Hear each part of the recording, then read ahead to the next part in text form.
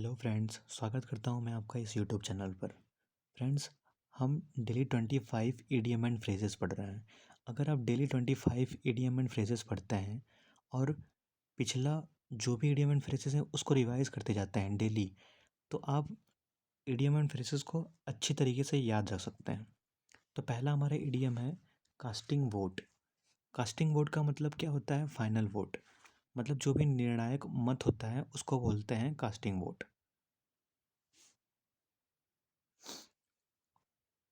और ये जो कास्टिंग वोट लिखा हुआ है, ये हम इस इन वर्ड को हम जब मैथ पढ़ते हैं तो मैथ में एक चैप्टर होता है परसेंटेज, वहाँ पे भी हम इस वर्ड को पढ़ते हैं कास्टिंग वोट। कास्टिंग वोट का मतलब क्या होता है? फाइनल वोट, निर्णायक मत को बोलते हैं। नेक्स्ट नेक्स्ट है हमारा क्रोकोडाइल टीयर्स। क्रोकोडाइल टीयर्स का मतलब क्या होता है? To pretend sorrow. मतलब घड़ियाली आंसू बहाने को बोलते हैं। मतलब दिखावटी शोक प्रकट करने को बोलते हैं क्रोकोडाइल टीयर्स।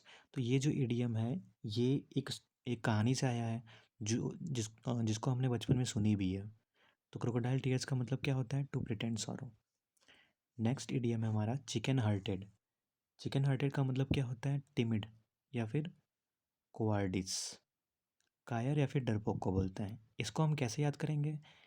यहाँ पे लिखा हुआ है चिकन। चिकन का मतलब क्या होता है? मुर्गी का बच्चा या फिर चूजे को बोलते हैं। तो चूजे जो होते हैं बहुत ही कमज़ोर दिल के होते हैं। अगर मान लीजिए चूजे के घर में बिल्ली घुस जाए, तो चूजे चूजे जो होते हैं वो कमज़ोर दिल के होते हैं, तो वो डर के ही मर जाएंगे। तो चिकन हार्टेड का मतलब क्या हो जाएगा कि चूजे के दिल वाला, मतलब कायर या फिर डरपोक। तो चिकन हार्टेड का मतलब क्या हो जाएगा? टिमिड या फिर कोवार्डिस। तो ये जो वर्ड टिमिड या फिर कोवार्डिस लिखा हुआ है, इसका मतलब ही होता है कायर और डरपोक। नेक्स्ट है चाइल्ड्स प्ले। चाइल्ड्स प्ले का मतलब क्या होता है? एन ईजी मैटर, मतलब आसान काम को बोलते हैं चाइल्ड्स प्ले। अब अगर बच्चों का काम है तो वो काम आसान ही होगा। तो चाइल्ड्स प्ले का मतलब क्या हो जाएगा? An easy matter. नेक्स्ट है cut to the quick. Cut to the quick का मतलब क्या होता है? To wound one's feeling. मतलब किसी की भावना को चोट पहुंचाने को बोलते हैं कट टू द क्विक। तो कट का मतलब क्या करना? मतलब कट कर देना, मतलब आसानी से कट कर देना, मतलब किसी की भावनाओं को आसानी से कट कर देना, किसी की भावनाओं को आसानी से चोट पहुंचाने को बोलते हैं। तो कट टू द क्विक का मतलब क्या हो जाएगा? To wound one's feeling. इसको हम ऐसे याद रख सकते हैं। नेक्स्ट है हमारा कट शॉर्ट। कट शॉर्ट का मतलब क्या होता है? To finish suddenly. मतलब एकदम से अचानक से कोई भी चीज़ समाप्त हो जाए उसको बोलते हैं कट शॉर्ट। तो इस इडियम को हम कैसे याद रखेंगे? Cut short. जैसे मान लीजिए कोई पौधा है, छोटा है, शॉर्ट है, और उसको आपने क्या किया? शॉर्ट में ही काट दिया। तो शॉर्ट में ही काट दिया, तो शॉर्ट में ही काट दिया मतलब छोटे में ही काट दिया। अगर छोटे में ही काट दिया तो क्या हो जाएगा? वो फिनिश हो जाएगा सडनली, मतलब वो एकदम से समाप्त हो जाएगा, वो नष्ट हो जाएगा। तो कट शॉर्ट का मतलब क्या हो जाएगा? टू फिनिश सडनली, एकदम से समाप्त हो जाने को बोलते हैं। नेक्स्ट इडियम है call in question. Call in question का मतलब क्या होता है? To express doubt about the correctness of a statement. मतलब कोई भी स्टेटमेंट है, कोई भी कथन है, उसकी करेक्टनेस पर, उसकी सत्यता पर डाउट करना, संदेह करने को बोलते हैं कॉल इन क्वेश्चन। अब इसे हम कैसे याद करेंगे?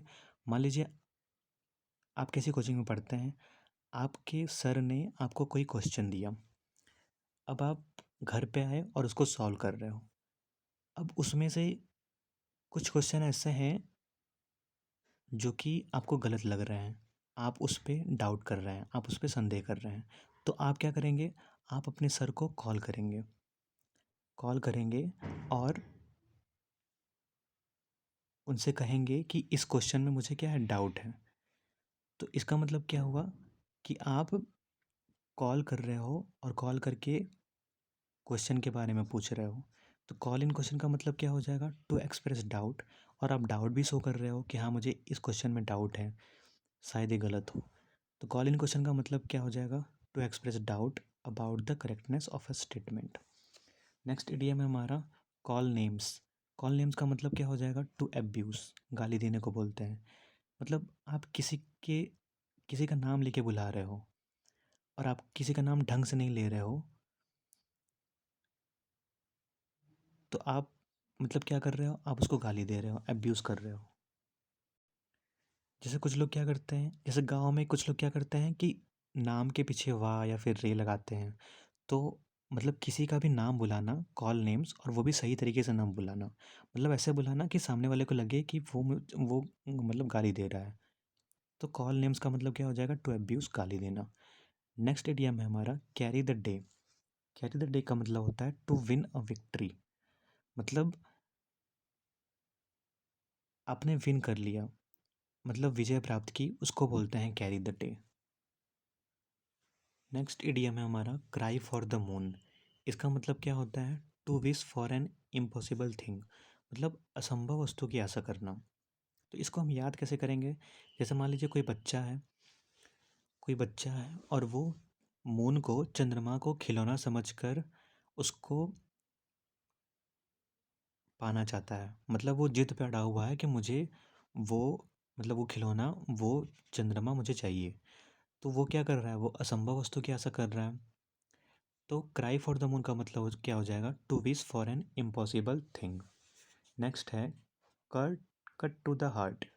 इसका मतलब क्या होता है, to wound one's feelings. Wound का मतलब क्या होता है, चोट होता है। तो किसी की भावनाओं को ठेस पहुंचाने को बोलते हैं कट टू द हार्ट। अब किसी के आप हर्ट को ही कट कर लो, तो इसका मतलब क्या हो जाएगा, आप उसको चोट चोट पहुंचा रहे हो, लेकिन आप उसकी भावना को चोट पहुंचा रहे हो। तो कट टू द हार्ट का मतलब क्या हो जाएगा, टू वुंड वंस फीलिंग्स। किसी की भावनाओं को ठोस पहुंचाना, ठेस पहुंचाने को बोलते हैं। हमने जो इसके पहले इडियम पढ़ा था वो था कट टू द क्विक। उसका भी मतलब यही था कि किसी की भावनाओं को ठेस पहुंचाना। और कट टू द हार्ट का भी मतलब वही है, किसी की भावनाओं को ठेस पहुंचाना। मतलब ये लगभग दोनों ही सेम इडियम है। नेक्स्ट है कट अ सॉरी फिगर। इसका मतलब होता है to give a poor show. मतलब भद्दा प्रदर्शन करने को बोलते हैं। ये जो सॉरी फिगर होता है, ये मतलब व्हाट्सअप में होता है ना, कि मतलब रोने वाला फिगर होता है, हंसने वाला फिगर होता है। तो एक मतलब उसमें सॉरी भी फिगर होता है। मतलब जो रोने वाला फिगर है, हम मान लेते हैं कि वो एक सॉरी फिगर है। जैसे कि एक उदास वाला फिगर होता है, तो मतलब उसको हम कह सकते हैं कि वो सॉरी फिगर है। तो कट अ सॉरी फिगर। तो आप क्या कर रहे हो, किसी को सॉरी फिगर मतलब भेज रहे हो, कट करके भेज रहे हो। इसका मतलब आप पुअर शो कर रहे हो, to give a poor show. आप वहाँ पे क्या कर रहे हो, पुअर शो कर रहे हो, मतलब भद्दा प्रदर्शन कर रहे हो। तो कट अ सॉरी फिगर का मतलब क्या हो जाएगा, to give a poor show, भद्दा प्रदर्शन करने को बोलते हैं। नेक्स्ट है कैट्स एंड डॉग्स। इसका मतलब क्या होता है, हैवी रेन को बोलते हैं। जो भारी बारिश होती है उसको बोलते हैं। इसके पहले हमने एक और इडियम पढ़ा था, उसका मतलब वो क्या था, कैट एंड डॉग लाइफ। इसके पहले हमने एक और इडियम पढ़ा था, वो था कैट एंड डॉग लाइफ। तो वहाँ पे वो था क्वेरलसम लाइफ। ठीक है, मतलब झगड़ालू जीवन को बोलते हैं। लेकिन ये इडियम जो है वो दूसरा है, कैट्स एंड डॉग्स। इसका मतलब होता है हैवी रेन, भारी बारिश को बोलते हैं। नेक्स्ट है कन्फ्यूज़न वर्स कन्फाउंडेड। इसका मतलब होता है to be in further worse position.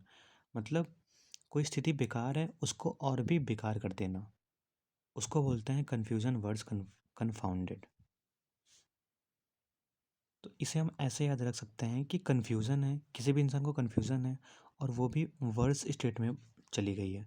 मतलब वो भी बेकार स्थिति में चली गई है। कन्फ्यूज़न तो है लेकिन वो भी वर्स पोजीशन में चली गई है, मतलब बेकार स्थिति में चली गई है। मतलब और भी ज़्यादा कन्फ्यूज़न हो गया। मतलब उसकी स्थिति तो बेकार थी, उसने क्या किया कि अपनी स्थिति को और बेकार कर दिया, अपनी सिचुएशन को और भी बेकार कर दिया। तो कन्फ्यूज़न वर्स कन्फाउंडेड का मतलब क्या हो जाएगा, to be in further worse position. Next है कट एंड ड्राइड। इसका मतलब क्या होता है, रेडीमेड फॉर्म, बना बनाया। कोई भी चीज़ मतलब तैयार है, उसको बोलते हैं कट एंड ड्राइड। इसको हम कैसे याद करेंगे, कट का मतलब होता है काटना और ड्राइड का मतलब होता है सुखाना। तो आपने क्या किया कि मतलब लकड़ी को काटा और उसको सुखवा दिया। अब वो रेडीमेड है, तैयार है। अब वो इस्तेमाल के लिए तैयार हो गया, अब हम उसे बेच सकते हैं। तो कट एंड ड्राइड का मतलब क्या होता है, रेडीमेड फॉर्म, मतलब बना बनाया फिर तैयार। नेक्स्ट है कर्टेन लेक्चर। कर्टेन लेक्चर का मतलब क्या होता है, a reproof by wife to her husband. मतलब पत्नी के द्वारा पति को डांटना या फिर फटकारना, उसको बोलते हैं कर्टेन लेक्चर। तो यहाँ पे लिखा हुआ है एक वर्ड कर्टेन, इसका मतलब होता है पर्दा। पर्दा, ये जो कर्टेन वर्ड है इसका मतलब होता है पर्दा। तो पुराने ज़माने में क्या होता था कि जो औरतें थी या फिर जो पत्नियां थी वो घर से बाहर तो निकलती नहीं थी, वो पर्दे के पीछे ही रहती थी। तो इसको हम ऐसे याद कर सकते हैं कि मान लीजिए कि एक पति है, उसने क्या कर दिया, मतलब कोई भी गड़बड़ कर दी, बाहर कोई भी गड़बड़ कर दी, तो पत्नी क्या कर रही है कि पर्दे के पीछे ही लेक्चर सुना रही है। लेक्चर सुना रही है मतलब पति को डांट रही है, क्योंकि वो बाहर तो आ नहीं सकती है। तो वो क्या करेगी, पर्दे के पीछे ही तो बैठ के अपने पति को डांटेगी। तो कर्टेन लेक्चर का मतलब क्या हो जाएगा कि पत्नी का लेक्चर, कर्टेन लेक्चर पत्नी का लेक्चर। तो कर्टेन लेक्चर का मतलब हो जाएगा a reproof by wife to her husband, मतलब पत्नी के द्वारा पति को डांटना, उसको बोलते हैं कर्टेन लेक्चर। नेक्स्ट है चिक बाय जाओल, इसका मतलब होता है close together side by side, मतलब साथ साथ या फिर पास पास, उसको हम बोलते हैं चिक बाय जाओल। इसको हम याद करेंगे, चिक का मतलब होता है गाल और जाओल का मतलब होता है जबड़ा। जो भी हमारे माउथ के अंदर जबड़ा होता है उसको बोलते हैं। तो चिक बाय जाओल का मतलब हो जाएगा, चिक का मतलब गाल और जाओल का मतलब जबड़ा, और दोनों ही क्या होते हैं, पास पास होते हैं, साथ साथ होते हैं। तो चिक बाय जाओल का मतलब हो जाएगा close together side by side. Next है कैच अ टारटार, इसका मतलब होता है मोर देन वंस मैच, मतलब हमसे भी कोई शक्तिशाली हमसे भी कोई शक्तिशाली शत्रु है, अपने से भी शक्तिशाली शत्रु से पाला पड़ना, उसका सामना करना, उसको हम बोलते हैं catch a tartar. To deal with powerful enemy, उसको हम बोलते हैं कैच अ टारटार। नेक्स्ट है carry matters with a high hand, इसका मतलब होता है to deal with a person strictly, मतलब सख्ती से या फिर कड़ाई से पेश आने को बोलते हैं carry matters with a high hand. इसको हम कैसे याद करेंगे, इसको हम ऐसे याद कर सकते हैं कि मान लीजिए एक पुलिस वाला है और उसके हाथ में कोई एक मैटर चला गया, कैरी हो गया मतलब चला गया। एक पुलिस वाला है, उसके हाथ में कोई भी एक मैटर चला गया, तो अब वो क्या करेगा, अब उस मैटर पे, मैटर मतलब केस मान लेते हैं कि एक पुलिस वाला है, उसके हाथ में कोई एक केस चला गया, उसको एक केस सौंप दिया गया। तो अब वो क्या करेगा, सख्ती से हाई हैंडेड तरीके से पेश आएगा ना उस केस पे। उस केस को जब वो सॉल्व करेगा तो सख्ती से या फिर कड़ाई से ही पेश करेगा। तो carry matters with high hand, तो मतलब उस केस को, उस मैटर को वो क्या करेगा, हाई हैंड मतलब सख्ती से सॉल्व करेगा। तो carry matters with high hand का मतलब क्या हो जाएगा, to deal with a person strictly, मतलब किसी पर्सन से स्ट्रिक्टली पेश आना, उसको डील करना, उसको हैंडल करना, उसको बोलते हैं। तो उस केस में जो पुलिस वाला है, तो उस जब केस को सॉल्व करेगा तो उसमें उस केस में जो भी लोग शामिल होंगे उन पर्सन के साथ सख्ती से और कड़ाई से ही पेश आएगा ना। तो carry matters with a high hand, इसको हम आसानी से याद कर सकते हैं, to deal with a person strictly. Next है क्लिप वंस विंग्स, इसका मतलब होता है to deprive to deprive one of power या फिर टू वीकेन द पावर, मतलब किसी की शक्ति को वीकेन करना, कम करना, कमज़ोर करने को बोलते हैं। तो इसको हम कैसे याद कर सकते हैं, इसको याद करने के दो तरीके हैं।